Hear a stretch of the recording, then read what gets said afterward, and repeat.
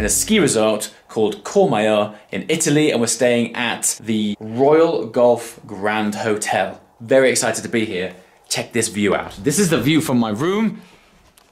Behold the fabulous Italian Alps, and this is going to be my playground for the next few days. Check this out down there. There's an outdoor pool. I'm going to hazard a guess and say that that's probably heated. Anyway, format of this event, we're going ice driving. They have their full range of cars here. I'm particularly, however, interested in the Lavante. Anyway, we're in this beautiful resort. I'm inside my room. Let's go and experience Maserati for a very special day at the Royal Driving Experience, no less. Look at this beautiful lodge that we have as our base for the day. And it's a winter tour. We're gonna go ice driving, and we're doing it in this gorgeous environment with 360-degree views of the incredible Italian Alps. This chalet that Maserati have got here is so cool. And behind us, up on this balcony, you can see the full view of this ice track. For this time of the year, it's like absurdly warm. I mean, we're in the sort of +5 right now. As a result, there's patches of this ice track which are now lake track. However, all of the Maseratis we're driving today are fitted with their 4-wheel drive system. And it's plowing through this stuff. But I tell you what, you could smash through it in these cars. When you approach it driving, I never imagined that I would see a Maserati sort of halfway up the door line with water. It's really cool though. All right. Hey, hi, how you doing? Fine. Good to see you again. Ready? In the Lavante. This is cool. So this is the first time we've been taking this car off-road. All right, let's go and see how we do. Of course, in this mod, so the 4-wheel driving system, Maserati working always for you're the best driver. It's a smooth ride though, isn't it? Yeah. So here we are, we're in some deep slush now. That was pretty impressive actually. We were on full lock, really tight lock, in some deep slush, and I don't even know if the traction control even came on then, it just pulled out. But I think you need only a little bit of confidence. Sure, right? Because for my personal opinion, you have a good feel on the steering, and then you are ready. We try without the traction control. Yeah, everything off. Let's do it, man. Off. Let's do it. You need only are very quickly on the control steer when the rear wheel.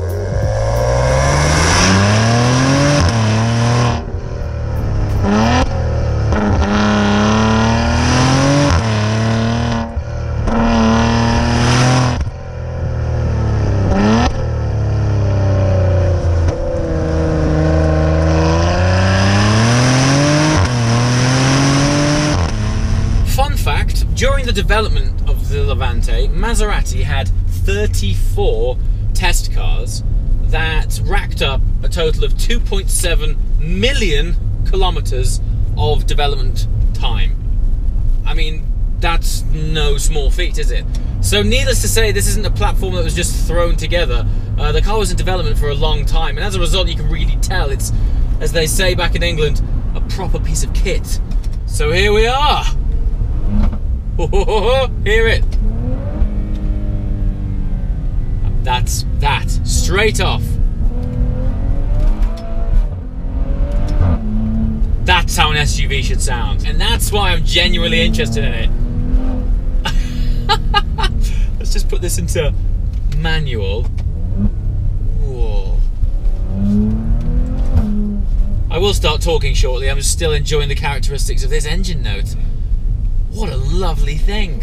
So, before I digress too much, welcome to the delightful interior of the Maserati Lavante. Now, this is all new for me, and when I say all new, I have never driven a Maserati ever. And so, I'm not sure if this is the right car for my induction. However, I am currently really interested in where the SUV market is heading. If you follow the car world, I'm sure you'll know that it is exploding. The amount of variations of SUVs which are hitting the market right now and are proposed to hit the market in future is crazy. And it just so happens that I'm currently contemplating an SUV myself. Let's start with the engine. 3-litre, twin-turbo, V6 with 430 horsepower, no less. And while those figures are cool, the coolest thing by far is the fact that it was developed in conjunction with Ferrari. So as a result, you get things like this.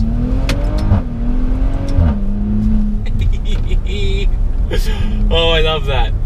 Now, I've approached this car with very little expectation because I genuinely didn't know what to expect. It's not that I've had you know, any experiences with Maseratis previously, but I do know two things.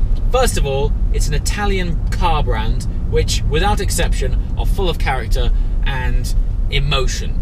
And that Maseratis that I've always heard from the outside always sound brilliant. Now, this car is very well insulated, so as good as it does sound on the inside, it sounds even more awesome on the outside.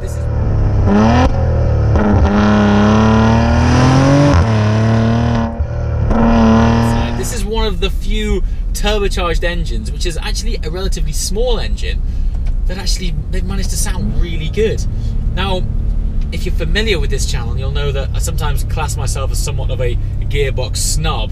But I have to admit that, here we go, just a second, we've got a semi-tunnel coming up here.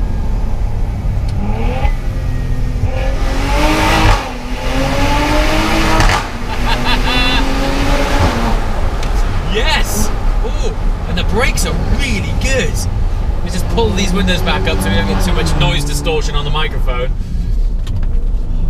I'm loving this thing. And just as I'm taking these corners and before I go back to talking about gearboxes, one thing that I am surprised at, and that I guess the only expectation that I did have was, I didn't expect the steering feel to be that good.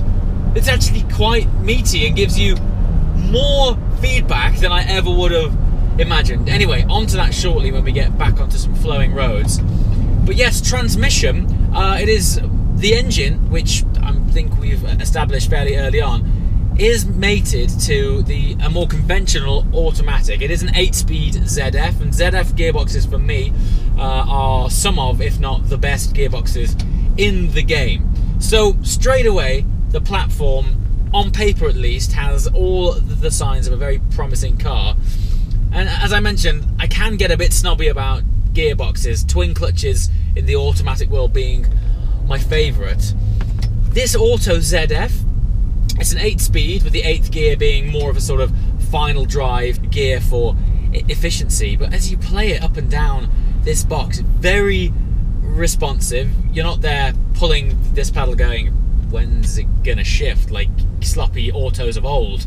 This thing is now well and truly part of the modern generation of crisper autos, and it is a delight. Don't get me wrong, it doesn't slam it home like a twin clutch, but it still gives you a crisp enough response, and dare I say it, crisper than I was expecting in a car like this. Now, Maserati, historically, they have been a brand of racing cars, a brand for racing drivers, and a car for car enthusiasts and drivers as a whole. And so despite the fact that this car is obviously a more practical platform, it does have, you know, 4 seats, or actually 5 seats, and a boot massive enough to fit in all of the luggage that I have been road tripping with lately. Ultimately, it does share the historic ethos of driver engagement, and as a result, this has a 50-50 weight distribution, meaning that this thing is very well balanced. And so when I'm threading it down these roads, all of these elements, the steering feel, the decent gearbox, the lovely engine, the torque from those twin turbos, and this lovely balance, has actually made it just a beautiful car to be in. Now, those things on paper, there are other cars, other brands and platforms which share a similar ethos out there, but we are in a Maserati, and the thing about that is that upon stepping inside it, it has such a unique character. And do you know what? This brand for me is almost like a sort of couture high-end fashion brand. There's something about the styling of it and the fact that it is Italian, so it just has this inherent passion infused in every stitch. There's something about it that just adds to the specialness upon stepping inside the car. Now, why I'm interested in it is that in this world, as mentioned, of just almost too many SUVs, too many 4x4s, a lot of them are starting to fit this generic mold, but it's the aesthetics and the passion for style and theatre that the Italians have, and particularly Maserati has, that I think has drawn me into it. Because even though this fits the daily driver tick box very well, it is infused with a bit more thought and attention to detail than the more mass-produced stuff out there. Aesthetically, I think from the front, it has its signature style. I love those sort of glinty, tight squinting daytime running lights. I think the area of the car, which is my least favourite, is actually the rear. It's not that inspiring, but the rest of it makes up for it in droves. Now, something that I find gives context to a brand and their mindset as to where they sit in the world and the message that they want to convey to potential customers is the other brands that they partner with. You know, lots of manufacturers will partner with fashion brands to have their clothing made, and watch brands. Partners of Maserati are Ermenegildo Zegna and Bulgari. Now, both of those brands are, you know, timeless, classy, Italian established brands, and I think when I walked on their stand at Geneva and I saw their partnerships, and I was like, of course Maserati would be rocking out with brands like that. I mean, Bulgari, steeped in Italian tradition of making like artisan, fine crafted jewellery.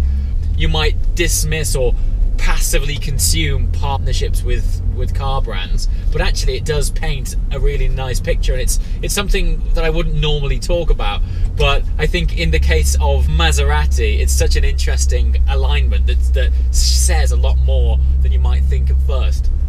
Anyway, that was my first drive of any Maserati ever, and my first drive in the Lavante. Sun is setting. Let's get back to the hotel before I can't show you anymore.